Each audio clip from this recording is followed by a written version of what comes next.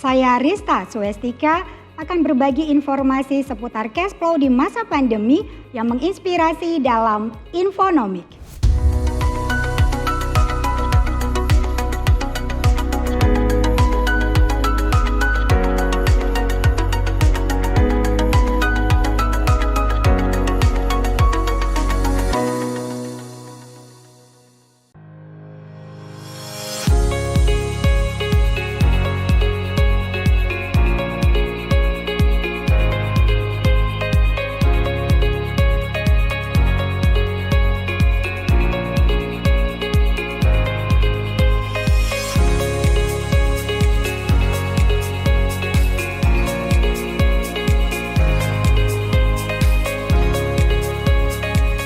Merencanakan keuangan itu adalah sebuah seni yang memberikan kebebasan kepada kita, si pemilik uang, untuk mengatur uang, bukan kita yang diatur oleh uang.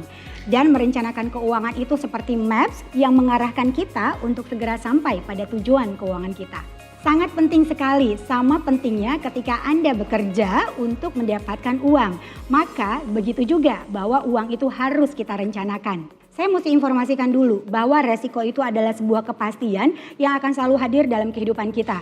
Setiap manusia yang bernafas itu selalu berdampingan dengan resiko. Nah, resiko apa sih yang akan terjadi kalau kita tidak melakukan perencanaan keuangan dari awal?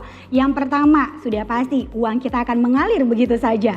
Tidak tahu uangnya akan kemana. Kemudian yang kedua, kalau terjadi resiko, contoh dengan ada kondisi COVID-19 dari tahun 2020 sampai hari ini, maka kita akan terganggu kondisi keuangannya dalam skala besar. Bisa saja tujuan keuangan kita untuk menikah, beli rumah, pensiun tidak akan pernah terwujud. Jadi efeknya kalau kita tidak melakukan perencanaan keuangan dengan tepat, maka kehidupan kita akan menjadi sia-sia.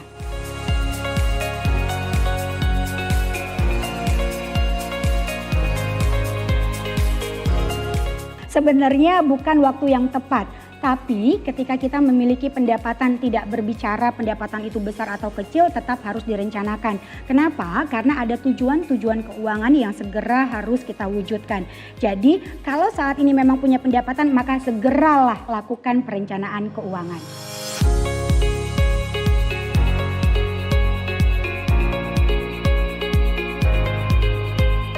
Mengatur keuangan itu bukan berbicara tentang seberapa besar atau seberapa kecil pengeluaran yang kita miliki atau pendapatan yang kita miliki, dan kemudian bagaimana sih mengatur cash flow tadi gitu.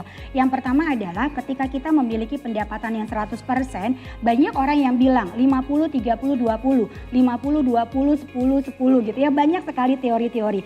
Tapi yang tadi saya di awal bilang bahwa merencanakan keuangan ini sebuah seni yang memberikan kebebasan kepada kita untuk mengatur uang. Jadi disesuaikan, tidak bisa diambil patokan karena keuangan kita dengan keuangan orang lain itu berbeda. Jadi disesuaikan dengan tingkat kenyamanan kita, bagaimana caranya kita mengatur keuangan tersebut. Contoh misalnya, ketika kita punya pendapatan 100%, yang harus kita lakukan adalah coba di list dulu deh pengeluaran kita. Kemana aja sih setiap bulannya. Nah kemudian tadi karena ini adalah kebebasan kita untuk mengatur uang, maka apa yang mau kamu gunakan uang itu, maka di list aja dulu. Nanti tinggal lihat kira-kira ketika apa yang kamu mau ini sesuai nggak dengan pendapatan.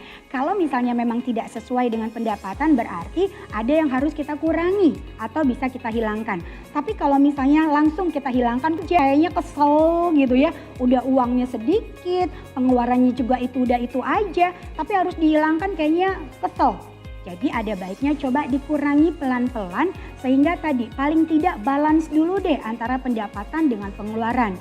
Bukannya minus gitu ya, lebih besar pengeluaran dari pendapatan, seperti itu.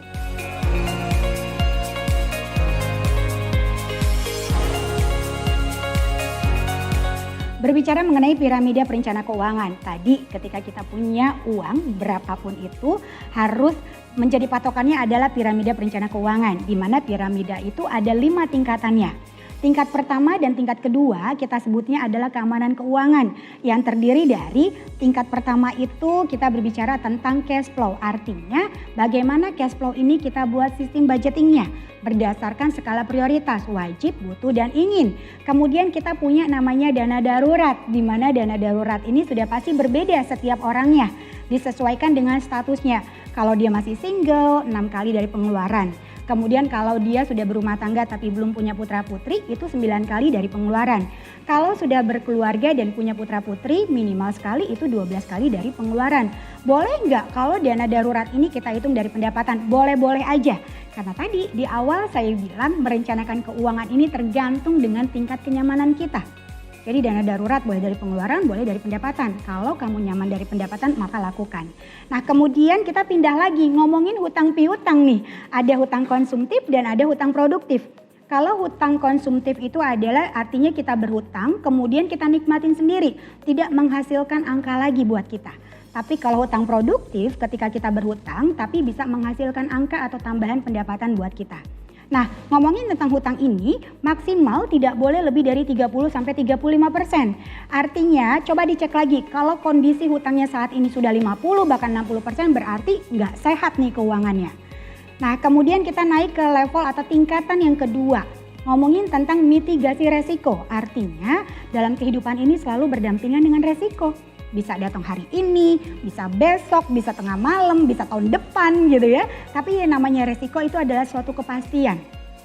Nah, ketika resiko itu hadir dalam kehidupan kita, berpotensi akan merusak keuangan kita dalam skala besar. Makanya tingkat pertama dan kedua atau level pertama dan kedua dalam piramida keuangan disebut dengan namanya keamanan keuangan. Nah kemudian baru di tingkat ketiga atau level ketiga kita ngomongin tentang tujuan keuangan. Jangka pendek, menengah, dan jangka panjang. Nah kemudian naik lagi ke tingkat keempat ngomongin tentang pensiun. Karena faktanya masyarakat kita belum siap untuk pensiun. Nah di tingkat kelima kita berbicara tentang warisan. Bagaimana nanti aset-aset kita ini kita distribusikan. Karena sudah pasti nggak ada manusia yang abadi di dalam dunia kan. Pasti akan dipanggil sama Tuhan Yang Maha Kuasa juga. Tapi bagaimana aset yang kita miliki ini berpindah kepada orang yang tepat. Nah itu tadi yang kita sebut dengan piramida perencana keuangan. Ada 5 tingkatannya. Nah kemudian bagaimana sih kita mengaplikasikan piramida ini dalam kehidupan kita kalau misalnya kita punya pendapatan. Yang pertama dan kedua itu adalah poin pentingnya. Diatur budget atau cash flow-nya, punya dana darurat, diatur hutang piutangnya, kemudian punya mitigasi resikonya. Nah kenapa? Karena ibarat seperti kita membangun sebuah rumah. Pondasinya dulu yang mesti dikuatin, pondasi keuangannya. Banyak kasus dengan adanya COVID-19 ini banyak yang kocar-kacir keuangannya karena sudah pasti tidak aman secara keuangan. Di level 1 dan level 2-nya tidak dikuatin, tapi sudah berpikir bagaimana langsung ke level ketiga atau ke tingkat yang ketiga yaitu berinvestasi.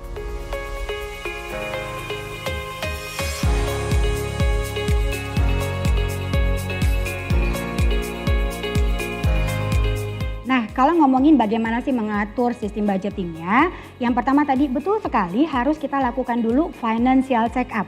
Apa sih itu financial check up? Artinya adalah cek kondisi keuangan.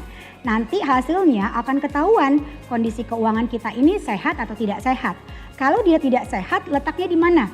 Apakah tidak punya dana darurat, apakah tidak punya mitigasi resiko dalam bentuk asuransi atau BPJS, atau ternyata porsi hutangnya lebih besar. Atau ternyata tidak punya tujuan keuangan. Nah itu yang bisa kita ketahui dari dilakukannya financial check up. Nah kalau financial check up-nya sudah dilakukan, maka kita bisa mulai. Startnya udah tahu nih dari mana harus merencanakan keuangan. Kita mulai dengan membuat sistem budgeting atau cash flow-nya. Gimana caranya? Contoh, kita punya pendapatan misalnya 5 juta nih. Bagaimana cara mengatur 5 juta ini? Tentukan dulu statusnya masih single kah? Sudah berkeluarga kah? Sudah berkeluarga dan punya putra-putri atau belum? Kemudian ada keluarga yang kita tanggung atau tidak? Atau dengan yang disebut sandwich generation. Pendapatannya satu tapi membiayai banyak dapur. Nah kita harus tahu itu dulu ya. Nah contoh lagi kalau tadi kita ngomongin pendapatan yang 5 juta, bagaimana cara mengaturnya? Tadi di awal membuat sistem budgeting atau cash flow tadi harus berdasarkan skala prioritas. Wajib, butuh, dan ingin. Nah kategori apa aja nih yang masuk dalam kewajiban?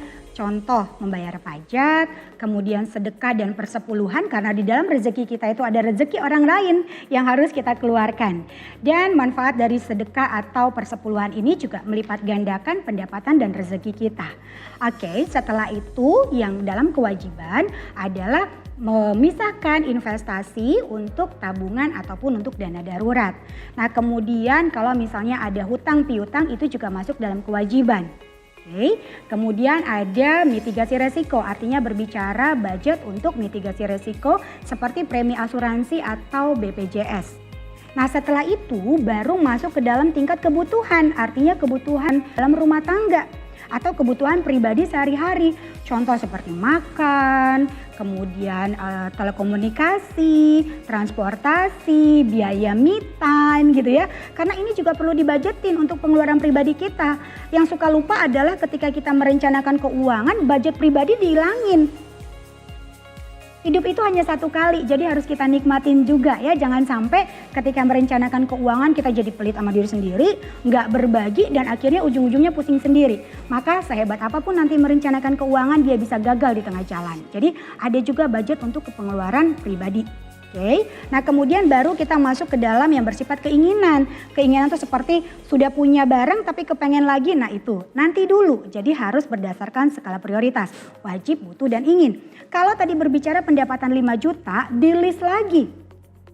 Mana kewajibannya, mana kebutuhannya, mana keinginannya. Dibuat dulu aja, diatur berapa porsinya, misalnya untuk makan 500.000 misalnya. Kemudian untuk transportasi 1 juta misalnya karena jarak rumahnya jauh gitu ya. Kemudian untuk keperluan pribadi untuk me time dan lain-lain misalnya 1 juta. Berarti kan sudah habis berapa tuh? Oke, kemudian untuk telekomunikasi misalnya. Kemudian untuk berbagi atau misalnya untuk bayar hutang. Nah, coba dikalkulasikan. Kemudian lihat kalau udah dibuatin budgeting itu ternyata pengeluarannya lebih besar dari pendapatan atau minus gitu ya. Atau ternyata balance atau ternyata masih bisa untuk berinvestasi. Seperti itu.